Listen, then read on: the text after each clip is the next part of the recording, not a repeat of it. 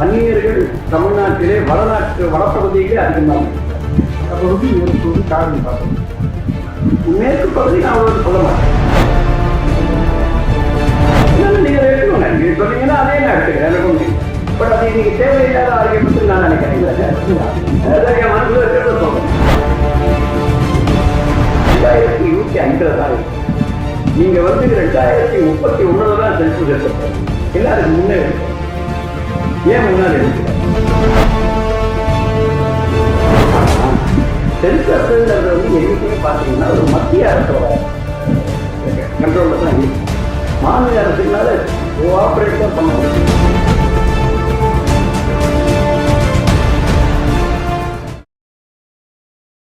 Raven media நேயர்களுக்கு இனிய வணக்கம். சாதிவாரி கணக்கெடுப்பு நடத்த நடுவண் அமைச்சரின் ஒப்புதல் அளித்திருக்கிறார்.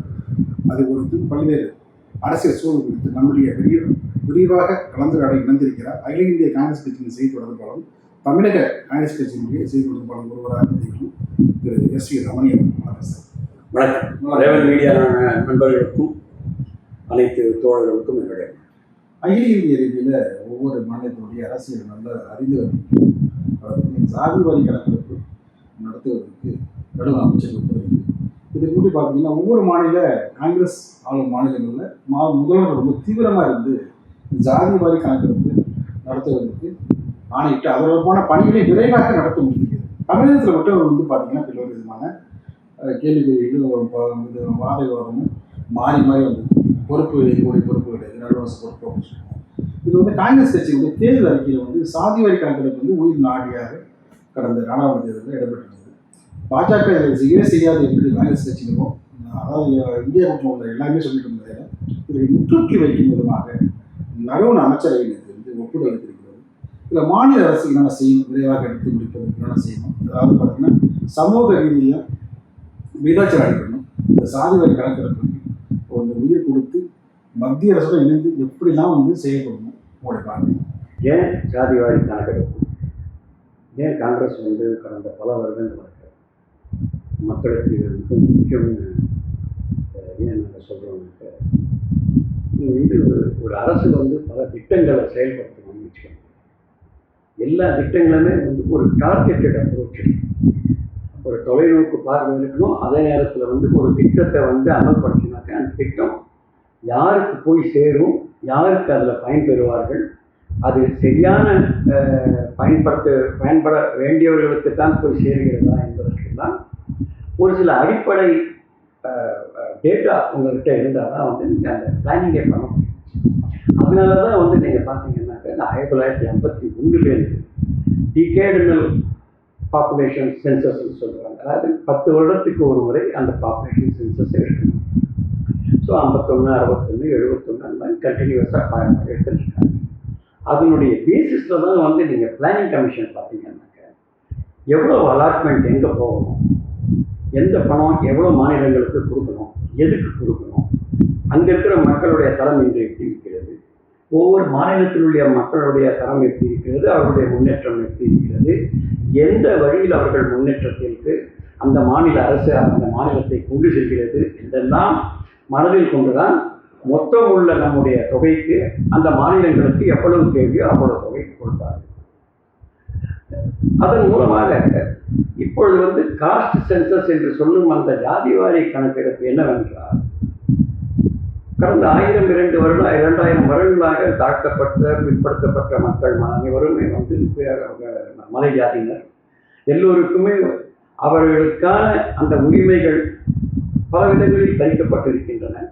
அவர்களுடைய முன்னேற்றத்திற்கான அந்த உரிமைகளை செயல்படுத்துவதற்கான திட்டங்களும் சரியாக செயல்படுத்தப்படவில்லை.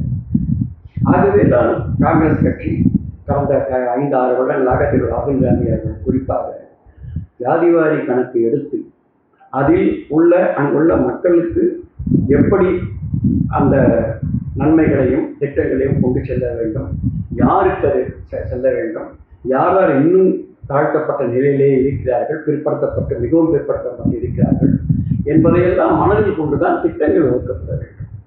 நீங்கள் ஜாதி என்று சொல்லும்போது அந்த ஜாதிக்காக மட்டும் அது செயல்படுவதில்லை. அந்த ஜாதி சார்ந்த மக்கள் எந்த இடத்தில் அதிகமாக இருக்கிறார்கள். இப்பொழுது உதாரணத்திற்காக வன்னியர்கள் தமிழ்நாட்டிலே வடபகுதியிலே அதிகமாக இருக்கிறார்கள். வடபகுதி, மேற்கு பகுதி, காவிரி பாசனம். மேற்கு பகுதி நான் அவ்வளவு சொல்ல மாட்டேன். வடக்கு பகுதி தான் வன்னியர்கள். மேற்கு பகுதியில வெள்ளாள கவுண்டர்கள் தான் அதிகமா இருக்கு. மேற்கு பகுதி எங்க அந்தியூர், தாராபுரம், ஈரோடு. அப்படி போனீங்கன்னாக்க நாங்க இப்ப நீங்க இங்க கவுண்டர்களே இல்லைன்னு சொல்ல முடியுமா? இல்ல இங்க நான் சொல்றேன், நீங்க வடப்பகுதின்றது வன்னியர்களுக்காக ஒரு திட்டமிட்டு அது காஞ்சிபுரத்திலிருந்து வரைக்கும் சேலம் வரைக்கும் இருக்கிற பகுதி, தர்மபுரி வரைக்கும் இருக்கிற பகுதியை வன்னியர்கள் அதிகமாக வாழ்கின்ற பகுதி. இந்த பக்கம் பெரம்பலூர் வரைக்கும், கொஞ்சம் கும்பகோணம் வரைக்கும் இருக்காரு. முடிக்குண்டிலிருந்து ஆர்குமெண்ட் இப்போ நம்ம ஆர்குமெண்ட் இப்போ வன்னியர்கள் எங்க அதிகமா இருக்காங்கிறதுக்காக இப்ப இல்லை. இப்ப நம்ம பேசுறது என்னன்னா நான் ஒரு உதாரணத்துக்கு தான் எடுத்துக்கிறேன். அந்த உதாரணம் கூட நம்ம கொஞ்சம் சரி அப்படி நீங்க சொன்னீங்கன்னா நான் அதை எடுத்துக்கிறேன். எனக்கு ஒன்றும் ப்ராப்ளம் இல்லை. நீங்க அதை எடுத்துக்கோங்க. நீங்க சொன்னீங்கன்னா அதே நான் எடுத்துக்கிறேன். எனக்கு ஒன்றும் இல்லை. பட் அது இன்னைக்கு தேவையில்லாத ஆர்கியூமெண்ட் நான் நினைக்கிறேன். என் மனசுல இருக்கிறத சொல்றேன். அது தேவையில்லை. என்னுடைய பார்வையில நான் என்ன சொல்றேன்னா, வன்னியருக்கு ஒரு உதாரணத்துக்கு எடுத்தேன். நான் வன்னியர்களே எடுத்துடுறேன் சார். நான் தேவையே இல்லை. நான் நாடார்களை எடுத்துக்கிறேன். தமிழ்நாட்டோட தெற்கு பகுதியில் இருக்கிற நாடார்கள் அதிகமா இருக்காங்க. சென்சஸ் எடுக்கும்போது ஒரு ஜாதி வாரியாக சென்சஸ் எடுக்கும்போது அங்கு அவர்கள் அதிகமாக இருக்கிறார்கள் தெரியுது. அந்த இடத்துல முன்னேற்றம் கம்மியாக, அவர்களுடைய முன்னேற்றம், வாழ்வாதாரம் எல்லாவற்றிலுமே சில பிரச்சனைகளுக்கு தெரியும் போது திட்டங்களை வகுக்கும் போது அந்த ஏரியாவை, அந்த ஜியாகிரபிக்கலி இருக்கிற அந்த ஏரியாவை மனதில் கொண்டு பல திட்டங்களை வகுப்பார்கள். ஜாதி என்றால் ஒரு ஜாதியை வளர்ப்பதற்காக மட்டுமல்ல, அந்த ஜாதியை சேர்ந்தவர்கள் பல இடங்களில் இருக்கும்போது எந்தெந்த இடத்திலே அவர்களுடைய வாழ்வாதாரம் சரியாக இல்லை, முன்னேற்றம் இன்னும் மற்றவர்களுடைய முன்னேற்றத்திற்கு சரியாக வரவில்லை என்று தெரிந்துவிடவும் அங்கு அதிக விதமான திட்டங்களை கொண்டு அந்த முன்னேற்றத்திற்கு வழிகோலுவதற்காகத்தான் இந்த சென்சஸ். வேற ஏதோ இது ஜாதியின் மூலமாக அரசியல் செய்வதற்காக இல்லை. அதை நாம் முதலில் தெளிவாக தெரிந்து சமூக நீதி முக்கியம். அந்த சமூக நீதியை நீங்க எப்படி நிலைநாட்ட முடியும்னாக்கா, பொருளாதார அடிப்படையில் அவங்களுக்கு முன்னேற்றம் கொடுங்க, அவங்களுக்கு அதிகமா படிக்கிறதுக்கு வாய்ப்பு கொடுங்க, அவங்களுக்கு படிக்கிறதுக்கு இதுல எல்லாமே வந்துடும். ஒரு சென்சஸ் நீங்க எடுத்தீங்கன்னாக்க படிப்பு வந்துடும். அதுல அவங்களுடைய ஹெல்த் என்ன எப்படி இருக்கு, அங்க இருக்கிற மருத்துவ வசதிகள் எப்படி இருக்கு, அவங்களுக்குரிய பொருளாதார வசதிகள் எப்படி இருக்கு, வேலை வாய்ப்பு எப்படி இருக்கு, தொழிற்சாலைகள் எவ்வளவு இருக்காங்க, வேலை வாய்ப்பு யாரிடமிருந்து பெற முடியும், இதெல்லாம் அதுல வந்துடும். கல்வி நிலை ரொம்ப முக்கியத்துவமாக அதுதான் மெயின்ல நீங்க காஸ்ட் சென்சஸ் எடுக்கும் போதே அது வெளியே வந்துடும். ஒரு ஒரு ஒரு குறிப்பிட்ட ஜாதியை சேர்ந்தவர்கள் எந்த அளவிற்கு அவர்கள் மற்றவர்களை கம்பேர் பண்ணும்போது, ஒப்பிட்டு பார்க்கும்போது எந்த அளவிற்கு அவருடைய கல்வித்தரம் உயர்ந்து இருக்கிறது, இதெல்லாம் அதுல வந்துடும். இது பாலிடிக்ஸ் கிடையாது. ராகுல் காந்தி அவர்கள் சொன்னதை தயவு செய்து அரசியலுக்காக அல்ல, அரசியலுக்காக அல்ல. ஆகவே அதை புரிந்து கொண்டோ அல்லது வேறு காரணங்களுக்காகவோ இந்த அரசு அதை ஜாதி வாரியான சென்சஸ் கணக்கெடுப்பு எடுக்கப்படும் என்று நேற்று அறிவித்திருக்கிறது. மிகவும் வரவேற்கத்தக்கது. எங்கள் தலைவர் திரு ராகுல் காந்தி அவர்களும் அதை வரவேற்றிருக்கிறார். ஆனால் அதே நேரத்தில் நான் 3 விஷயங்கள் திரு ராகுல் காந்தி அவர்கள் எடுத்து சொல்லியிருக்கிறார். ஒன்று, அதற்கு உதாரணமாக அவர் தெலுங்கானாவை எடுத்திருக்கிறார். தெலுங்கானா மாநிலத்திலே இப்படிப்பட்ட ஒரு ஜாதி வாரியான கணக்கெடுப்பு எடுத்திருக்கிறார்கள். அது ஓரளவிற்கு சரியாக வந்திருக்கிறது. ஆகவே ராகுல் காந்தி என்ன சொல்கிறார் என்றால், ஏற்கனவே தெலுங்கானாவில் எடுக்கப்பட்ட அந்த ஜாதிவாரி கணக்கெடுப்பின் அடிப்படையில் நீங்கள் எப்பொழுது நீங்கள் அதை செயல்படுத்தப் போகிறீர்களோ அப்பொழுது ஒரு காம்ப்ரஹென்சிவா எல்லா விதமான உங்களுடைய விவரங்களும் கிடைக்குமாறு அந்த சென்சஸ் இருக்க வேண்டும். ஏனோ தானோ என்று, அதாவது இதை அரசாங்கம் செய்வது போல் இருக்கக்கூடாது, மக்களுக்காக எப்படி அது நன்மை பயக்கும் என்று யோசித்து அந்த முறையிலே அந்த சென்சஸ் இருக்க வேண்டும் என்று சொல்லியிருக்கார். மக்களுடைய வாழ்வாதாரம் உயரணுங்கிறதுக்காக தான் நாங்கள் செய்கிறோம். அப்படி பார்க்கும்போது நீங்கள் 50%, அதாவது 50% அவர்களுக்கு ரிசர்வேஷன்ல இன்னைக்கு ஒரு கேப் இருக்கு. அதற்கு மேல் 50% மேலே இருக்கக்கூடாதுன்னு நீங்கள் இன்னைக்கு எல்லா ஜாதிகளையும் கம்பேர் பண்ணும்போது நீங்கள் மைனாரிட்டியும் சேர்த்து எடுத்துட்டீங்கன்னாக்க 70%க்கு மேலே ஓபிசிஸ் இருக்காங்க. அதுக்கு மைனாரிட்டிலையும் ஓபிசிஸ் இருக்காங்க. அதுக்கப்புறம் தலித்து, அவங்க தாழ்த்தப்பட்ட பிற்படுத்த மக்கள், மகளை வாய்ப்பாக இருக்காங்க. அது உயர்தர மக்கள், அது ஒரு பர்சன்டேஜ். அப்போ 70% மேலே வந்து உங்களுக்கு வந்து பிற்படுத்தப்பட்ட மக்கள் இருக்கும்போது, தாழ்த்தப்பட்ட மக்கள் அதுவும் சேர்த்து 70%, 85% இருக்கும்போது, ஏன் இன்னும் அந்த 50%, 50% மட்டும் அந்த உச்ச விகிதத்தை நீங்கள் வைத்திருக்கீங்க? அந்த வரம்பை நீங்கள் தயவு செய்து நீக்க வேண்டும். அப்பொழுதுதான் உண்மையாக நாம் சமூக நீதியை கொண்டு வருவதற்கு அதற்கு சரியாக இருக்கும் என்று சொல்லியிருக்கீங்க.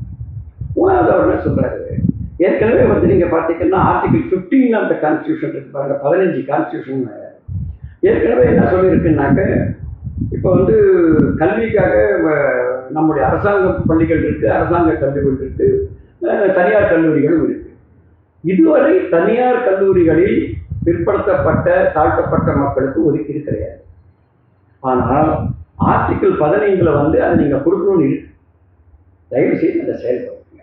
ஏற்கனவே சட்டம் வந்துட்டு, ஆனால் எந்த தனியார் கல்லூரியும் தனியார் பள்ளிகளும் இன்னும் அதை செயல்படுத்தலை. அதை தயவு செய்து உடனடியாக செயல்படுத்துவதற்கும் நீங்கள் நடவடிக்கை எடுக்க வேண்டும். நாலாவது, எனக்கு முடிவு எடுத்திருக்காங்க. முடிவு என்ன எடுத்திருக்காங்கன்னாக்க, இப்போ வந்து சென்சஸ், அடுத்த சென்சஸ் எடுக்கும்போது அதில் வந்து ஜாதி வாரி கணக்கெடுப்பு இருக்கு. அடுத்த சென்சஸ் எப்போ இருக்கும் அதை பற்றி அவங்க சொல்லலாம்.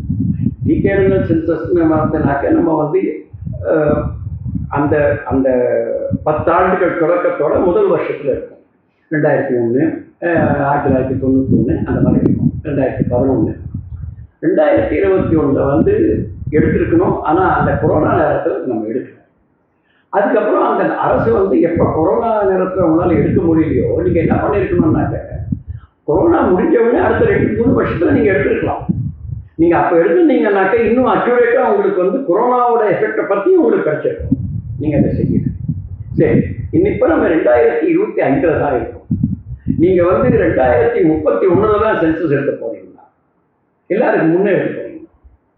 ஏன் முன்னால் எடுக்கக்கூடாது? எப்போ நீங்கள் எடுக்க போறீங்கன்றது இந்த அரசாங்கம் தெளிவுபடும். நாலாவது, நீங்கள் தமிழ்நாடு அரசை பற்றி சொல்றீங்க. சென்சஸ் வந்து எப்பவுமே வந்து ஒரு முன் உதாரணமாக இருக்கணும். இந்த மத்திய அரசுக்கு வந்து இதை கோடிட்டு காமிக்கணுன்ற அந்த காரணத்துக்காக திரு ராகுல் காந்தி அவர்கள் தெலுங்கானா அரசாங்கத்தை விட இதை எடுக்க சொன்னார். அதனால் அவங்க வந்து அந்த சென்சஸ் எடுத்து சக்ஸஸ்ஃபுல்லாக எடுக்க முடியும். அதில் என்னென்ன நமக்கு இன்ஃபர்மேஷன் கிடைக்கும், அந்த விவரங்கள் மூலமாக எப்படி ஒரு நன்மை பயக்கும் மழவில் திட்டங்களை செயல்படுத்த முடியும்னு காமிச்சிருக்காங்க. ஆனால் சென்சஸ்ன்றது வந்து என்றைக்குமே பார்த்தீங்கன்னா ஒரு மத்திய அரசோட கண்ட்ரோலில் தான் இருக்குது. மாநில அரசுனால கோஆப்ரேட் தான் பண்ண முடியும்.